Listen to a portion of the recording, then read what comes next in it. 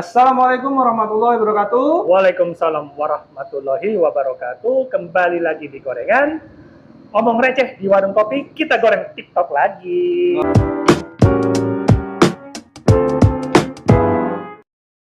Goreng TikTok. Masih Gojek nih bro, lanjutan ya kayaknya. Lanjutan. Ya ada berita pilu nih bro. Langsung cepet amat. Kita tuh kasih pelan-pelan dulu.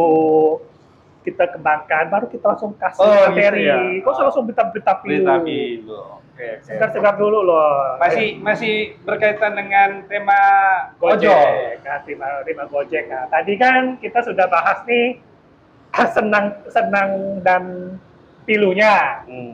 Kalau ini nih lebih menceritakan Ada berita yang sangat ya mungkin karena keterhimpitan ekonomi. Betul. Dan bisa juga ya buktinya aja orderan sepi mungkin kan. orderan sepi dan juga emang duit kenceng sih. Iya. Buktinya para oknum yang sekarang lagi merebak di Indonesia juga semua berhubungan dengan sabu juga kan? Iya. Berhubungan dengan obat-obatan lah. Obat-obatan juga. Jadi ini ya seperti ya kayak ya Pak itu yang dari Minahasa itu. Bukan dari Minasa. Itu diidiomkan saja, Bro. Nggak usah nanti kita kena. Calon Kapolda. Dia ngomong loh ya. Bakal calon tapi kan tak jadi. Ya udah jadi nih pada intinya nih kebetulan nih sang Ojol juga kayaknya. Kejadiannya di Kuburaya, Kalimantan Barat. Pontianak. Pontianak sama Kuburaya beda, Bro. Anggap jalan Pontianak lah, apa yang gampang tuh, gak usah. Oh nanti orang Kuburaya tuh di mana? Nah, iyalah. Susah, Pontianak saja. Pontianak ya. Smart dong, Bro. Pasti dia ojek sih, boy. Nanti kena marah ojek nanti gua, Bro. Dia aja maksudnya. Harus smart dong, Bro. Ojek tuh jangan smart juga, Bro. Nih, Bro. Nah, jadi dia ini gimana nih, Bro? Kalau dari beritanya kemarin ya, di sini tanggal 20 Oktober. Ya, pasti tahun 2022. Ya, tahun 2022. Dia sambil ngojek, sambil mengedarkan, Bro. Dan kelihatannya sih OTT. Ya kan? Apa? Operasi tangkap tangan. Operasi tangkap tangan. Ya, kalau udah operasi tangkap tangan, pasti barang bukti dipegang dia kan. Ya, namanya OTT. Ya. Dan mungkin juga dia udah dipantau sih sejak dulu. Iya, mungkin. Jadi dia ini membungkusnya, mengkamuflasenya dalam kotak rokok. Mungkin ya. Bukan mungkin, baca boy. Iya. Bukan mungkin lagi, baca. Ini dia mengkamuflasenya sebagai Gojek, gitu kan? Ya. Kantor kesana kesini ya, ternyata itu diantar ya, itulah. Sedikit banyak mencoreng nama baik Kops lah ya, Kops ojol. Entah dia di perusahaan mana, yang jelas ojol lah. Kok mencoreng kan pribadi aja, apa urusannya dengan perusahaan? Ya kan sedikit banyak terkait dong sebagai atribut, dia menggunakan atribut kan.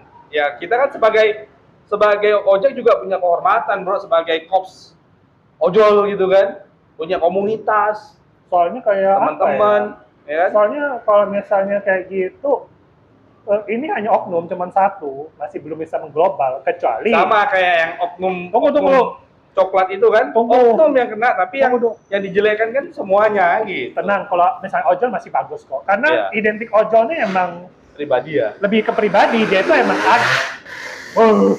dan dia lebih ke agen gitu loh. Kalau emang kena ya satu aja, kecuali memang si driver ini, bukan driver, mungkin Kops ini terkenal pengedar sabu-sabu. Iya. Itu boleh. Betul. Ini kan jarang. Oknum lah ya. Emang benar oknum. Semua pasti oknum, tapi jarang aku bilang. Jarang ya. Sangat jarang, kecuali emang kayak, lu mau kaya gak? Mau cepet cari duit gak? Sini aja bro, di perusahaan A, dia sistemasinya aman. Lu ngedar sabu-sabu aman. Nah, itu boleh. Padahal di peraturan dulu sebelum jadi Gojek itu ada loh peraturannya, memang yang diantarkan barang apa yang ini harus dicek. Harus semuanya tuh harus dicek. Tidak boleh, dalam peraturan itu tidak boleh mengedarkan obat-obatan terlarang seperti itu. Mungkin dia kan nggak mesen ini, Bro. Dia kan dari bisa kayak customer. dia nggak mungkin pesan lewat Gojek, nggak mungkin. Dia pasti mungkin lewat, emang dia agen juga, agen sabu mungkin. Nah, mungkin juga sih. Dia agen sabu, jadi kebetulan dia profesinya ojek. Tapi- Jadi ketika media mengeksposnya sebagai ojek. Tapi dulu Gitu. pernah dulu ada berita tahun kapan tuh aku lupa. Salah satu driver juga jadi korban.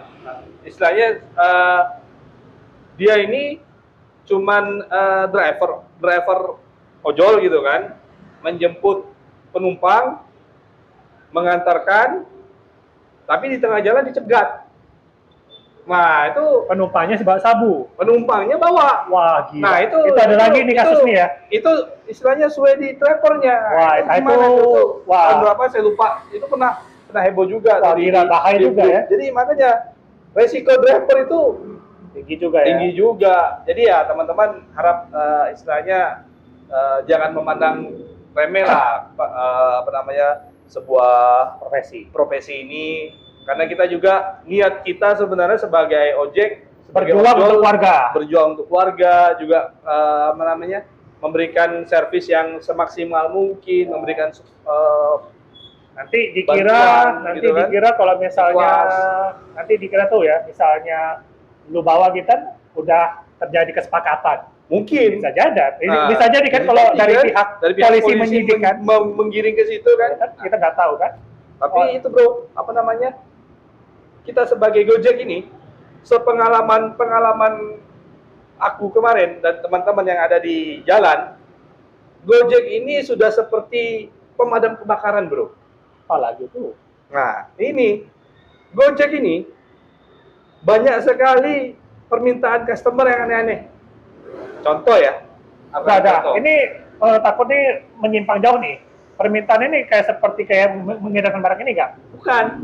Jadi yang aku sebut sebagai apa namanya damkar atau pemadam kebakaran. Jadi pernah ya pengalaman aku sendiri pernah disuruh untuk apa namanya menguburkan kucing yang tertabrak di pinggir jalan. Jadi orang itu geli mungkin kan, Ya, geli ya. untuk mengemasin kucing yang tertabrak apa segala macam. Jadi dia pesan ojol untuk membersihkan jasad atau bangkai kucing yang tertabrak itu.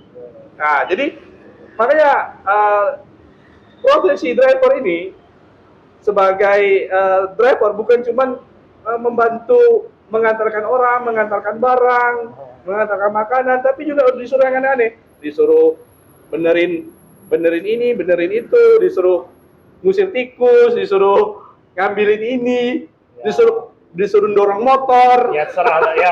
aneh-aneh. Jadi makanya selain polisi, driver ojol ini juga bisa membantu gitu loh, ya kan? Berarti itu kalau ini ilmu baru nih. Jadi kalau kalian butuh Apa-apa orang-orang pesannya butuh tenaga ojol. bantuan, murah lagi kan? Nah, mungkin dikasih tip ya. Dikasih tip lah, dikasih tip. Oke deh. Sekalian itu kan udah cukup nih. Sekarang kita melihat nih Ada berita apa di bukan berita apa udah disiapkan. Udah disiapkan. Bukan berita apa di TikTok, udah disiapkan, tinggal kita nih melihat nih. Melihat dan mereaksi. Wah, lu jangan salah terus nih bro kepada penonton nih. Jadi seperti penonton nih, kita nggak siap apa-apa. Padahal ini udah disiapin sama materinya ini. Cuma kita nggak tahu.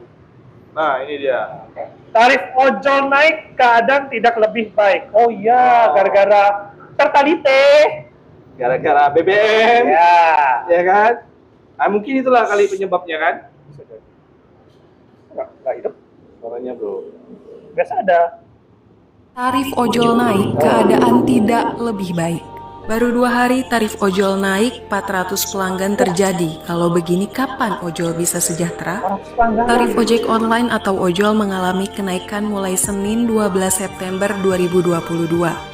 Selain kenaikan tarif per kilometer, Kemenhub juga menyesuaikan biaya sewa aplikasi ojek online yang dipotong dari tarif driver menjadi 15% dari semula 20%. Langkah dari Kemenhub ini tidak disambut baik para driver ojol yang meminta potongan driver di angka 5 hingga 10%.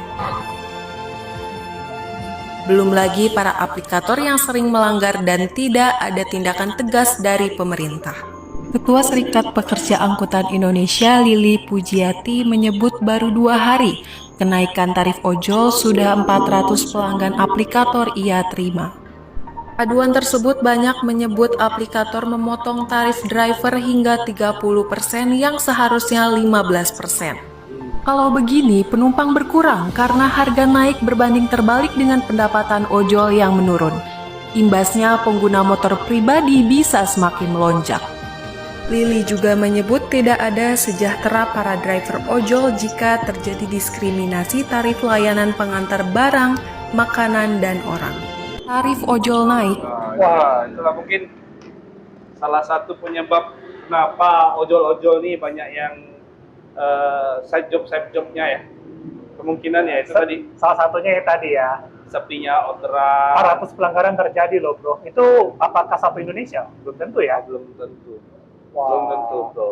Tapi Jadi sedihnya di situlah. Di mana biaya untuk operasional naik kan akibat BBM naik. belum lagi para orang yang memesan juga masih nakal, masih berkeliaran juga Iya, ya. banyak Masih ya? yang banyak yang Iseng-iseng ya? order fiktif yang nggak jelas Itu masih ya? Masih. Wah, Sampai sekarang masih. Bahkan aku dari salah satu aplikator yang sering sekali dapat dapat orderan fiktif yang udah terkenal banyak orderan fiktifnya, itu masih ada salah satu aplikator. coba kita baca komennya ya. Nggak baca komennya, bro. Belum lagi customernya yang taruh titik cuma di gerbang komplek. Oh, sedangkan rumahnya di blok belakang. Wow, Nah, itu aku pernah dulu, bro. Nggak ada. Kejadian, bro. lu pernah kejadian? Pernah kejadian gini. Jadi, satpam kompleknya rese. Nggak boleh kita masuk. Sedangkan rumahnya Gitu ya. minta diantar ke rumah. Mewakili unek-unek ojol. Makasih yang buat videonya Mimin. Itu mungkin driver tuh yang komen tuh.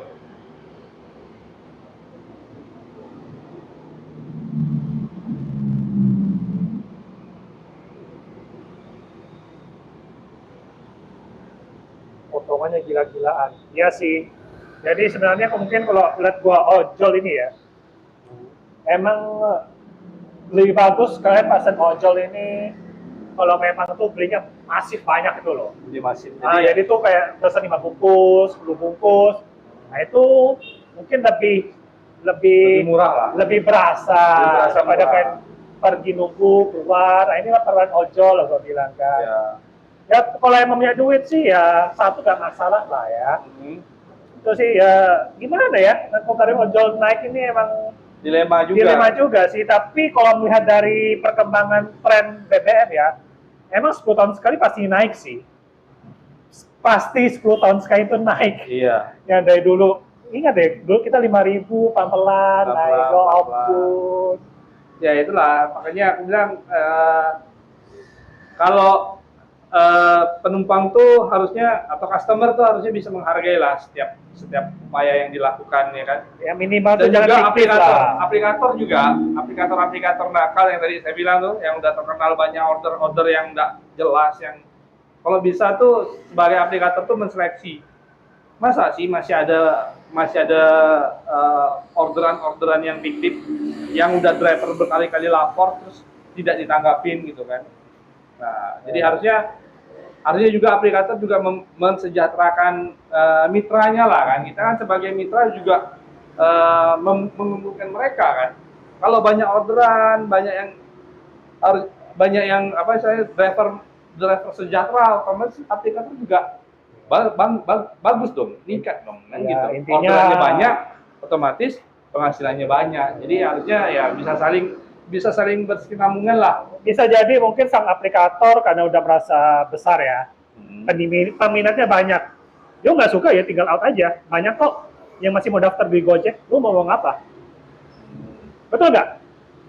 Ya kan, aplikator merasa udah berkembang, butuh kerjaan, lu nggak suka ya udah tuh tinggal out aja. Makanya di sini di driver itu sebutannya bukan pekerja, bro. Beda dengan perusahaan-perusahaan lain, beda dengan kantor-kantor lain yang menyebut orang yang ada di dalam itu karyawan. Beda.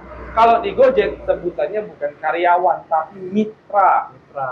Kalau sebagai mitra, makanya kalau sebagai mitra itu ada hak dan kewajiban yang harus dipenuhi oleh mitranya. Dalam artian kita sebagai mitra driver dan di situ sebagai mitra aplikator. Nah, dan juga alhamdulillah kalau di Gojek sendiri mitra yang lama-lama, yang senior-senior itu alhamdulillah kita dibagikan saham, bro. Saham. Nah, Ya, lumayan ada. sih. Kan pernah ada dengar beritanya ya, dapat saham. Jadi mitra tuh atau driver itu merasa memiliki perusahaan ini. Ya, kalau kita sama-sama memiliki, otomatis kan sebagai mitra kita inginkan yang terbaik dong. Bekerja dengan setulus hati, kita udah berikan setulus hati, pekerjaan kita sudah selesaikan, ya harusnya ya sama-sama dihormati lah sebagai mitra. Apa yang diinginkan oleh mitra harusnya dipenuhi oleh mitra yang lain. Namanya juga mitra kan, bukan pekerja. Setuju sih ini Ya yang kan? dibilang ini mitra. Jadi Pak Gojek yang pemilik aplikator, kalau didengarkan nih mitra dia bilang Pak. Jadi dengan ada mitra didengarkan ya, kan Ya. mitra namanya kerjasama. Lu pasti butuh dia juga, berarti kalau didengarkan juga aspirasi mereka, Betul. bagaimana terhadap perubahan ekonomi, mereka juga ada kebutuhan dari keluarga. Disejahterakan juga. Yalah. Ya, walaupun Semangat Pak Ojol untuk mencari, bukan mencari, menjemput rezeki, menjemput rezeki. menghidupi nafkah keluarga. Dan bagi para yang suka nakal fiktif-fiktif, semoga kalian, saya bilang sih semoga Bertobat lah. bertobat dan Allah sih membuka mata hati kalian ya. Iya. Oke lah, mungkin untuk sekian dulu mungkin video kali ini. Semoga para driver ojol dan mungkin juga para pemilik aplikator ya mendengarkan bisa juga salah satu curahan hati. Ya meskipun dia juga sekarang tandem saya di segmen gorengan, tapi dia juga menjemput rezeki lagi sebagai driver ojol. Ya. Ya, dia juga pasti ada komunitasnya yang sering berkeluh kesah lah. Nah, Iya. semoga didengarkan, mungkin bisa lu share dengan kawan-kawan ojol, Iya, betul. sehingga bisa sampai sama Pak Makarim ya? Udah bukan dia lagi, bro. Oh udah ya, dia sudahlah. dia udah mendelegasikannya ke orang lain Oh, ya, sebagai sudahlah. pemilik ojek. Oke Dia lah, cuma punya saham aja sekarang. ya, aku mau nutup ini bro. Udahlah. Siap. Oke lah, sampai di sini dulu.